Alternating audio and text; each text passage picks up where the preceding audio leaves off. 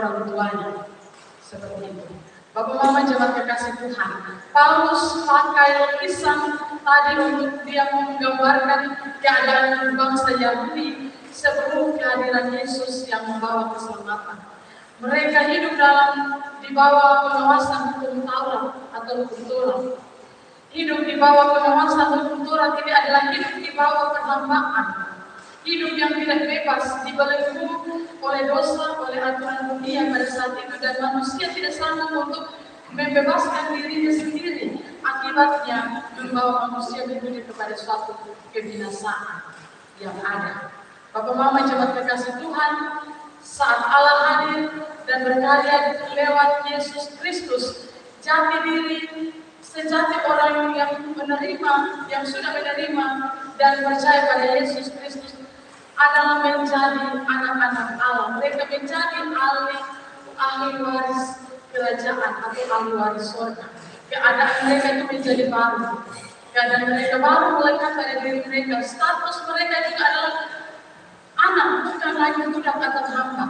Status kita sebagai anak Allah, Bapa yang membuat kita mendapatkan waris dari Allah, hak istimewa itu ada dalam diri kita.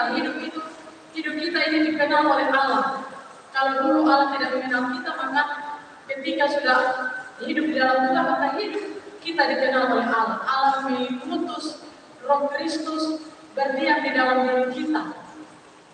Berdiam di dalam diri kita suatu tanda kita adalah milik Kristus. Kita berhak untuk berseru. Kita berhak untuk memanggil Bapa, sewaris dari kerajaan Allah itu. Jadi kita bisa memanggil Allah itu sebagai Bapa, Abah, atau Ayah kita, karena ada hubungan kedekatan itu. Ketika Allah berkarya di dalam Kristus, setiap orang percaya padanya ada pada fase yang baru. Hidup mereka itu sebagai anak, bukan lagi hamba.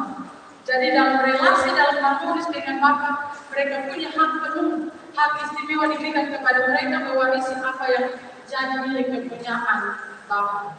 Jadi kalau Bapa jauh, dia mewarisi warisannya kepada anak tersebut. Kalau kepada hamba tidak.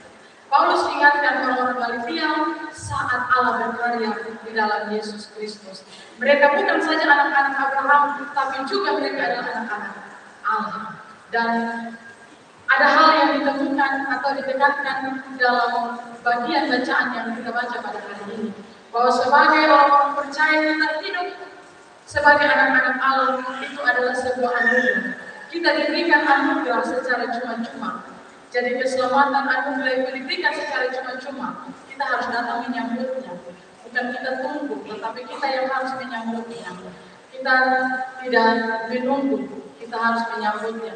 Secara cuma-cuma Allah berikan kepada kita, tidak dibeli. Semuanya cuma-cuma kepada kita. Jadi anak Allah itu adalah anugerah semata. Anugerah karena Allah mengerjakan di dalam diri Yesus Kristus.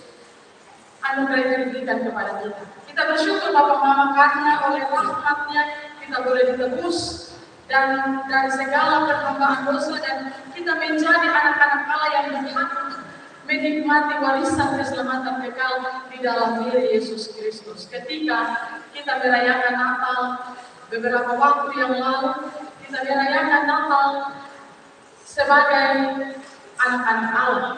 Kita diingatkan akan kasih dan kebaikan Allah yang luar biasa yang Dia berikan bagi kita ketika kedatangannya datang ke dalam dunia. Dia menebus kita dari perhambaan dosa.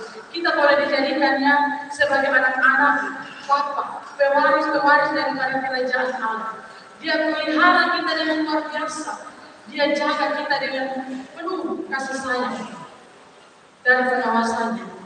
Sebagai orang-orang Kristen, Allah Bapa di dalam Yesus Kristus sangat mengenal kita dengan baik. Sebagai anak-anaknya, Dia juga mengerti apa yang menjadi keperluan kita. Hari ini ketika kita membutuhkan apa, kita datang, kita tinggal panggil Bapa. Ya Abah, tolong hamba, tolong anakku dalam keadaan seperti ini. Dia akan datang menolong kita. Apapun yang menjadi keperluan kita, Dia akan senantiasa memberikan kepada kita. Dia tahu apa yang terbaik bagi kita. Kalau Dia tidak menjawab, Dia tahu bahwa apa yang